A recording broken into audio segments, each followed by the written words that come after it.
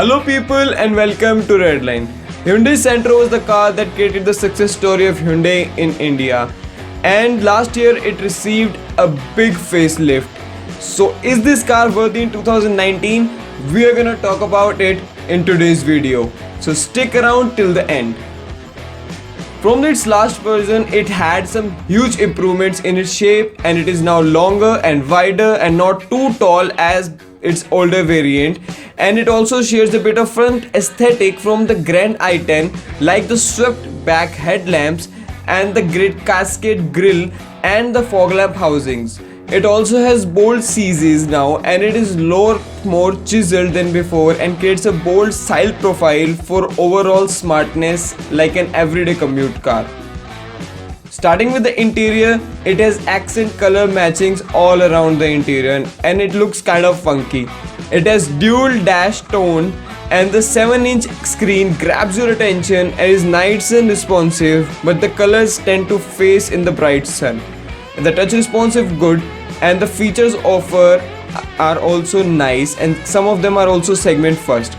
The dials and the buttons feel clicky, but some of the buttons are membrane switches and like those don't boggle around and don't feel that good. But the dials in the speedometer are easy to read, and even the needles are illuminated, and the font is good overall.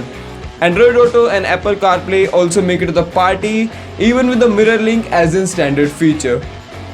In the rear of the car, a reverse camera and proximity parking sensors are also included. The power adjusted mirrors are good touch, but switches doesn't feel that great and tactile. The door pockets and cup holders and belt-sized glove box all make it to the car, giving it a good storage boost overall. And it also gets rear AC vents, which are first in the segment, but the steering or the seat are not height adjustable.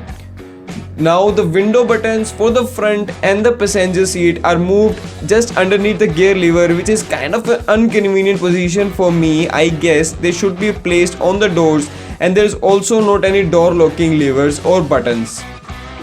The rear seats are very spacious, the headroom is great, the legroom is great, there is good thigh support overall, but the boot is not too massive, but it's quite enough spacious to carry 2 or 3 bags for regular touring or office use. Coming to the drive, the ergonomics are decently comfortable. The driver sits upright, but the steering is little bit lower. The car is compact overall, which makes it easily maneuverable in the city, and the engine is same as the i10 and doesn't receive any updates, and it produces 69 horses and 99 Nm of torque. Doesn't matter if you go with the manual or the automatic variant. Yes, this car is available in a 5-speed automatic variant, more on that later, and offers a mileage of 22 km per liter, which is not that great, but it is a decent number overall. Talking about the manual transmission, the auto transmission has like really long pauses between the gears, especially between the first and the second, and feels a bit lacking in the terms of power. It has a long rubber band effect and doesn't respond to shifts that quickly. I would say the transmission on the Tiago feels more better, really better than this one. The braking is good enough, there's a good amount of feedback, but the brakes lack that bite that you expect when you smash down the pedal to the floor. In the manual variant, the clutch it feels light and good, and the gearbox slots in easily. But Hyundai has gone for coast cutting this time around in the car, like it lacks the polish that it deserves. But this car also has a lot of first in segment features like the rear cam, the touch screen, the Android Auto, rear AC vents, and the AC vents in the front are borrowed from a much expensive car look. These looks good in this car, but with the middle dash design, I say front area where the screen is situated is like not that well designed, but the car looks bold overall and poses a good look.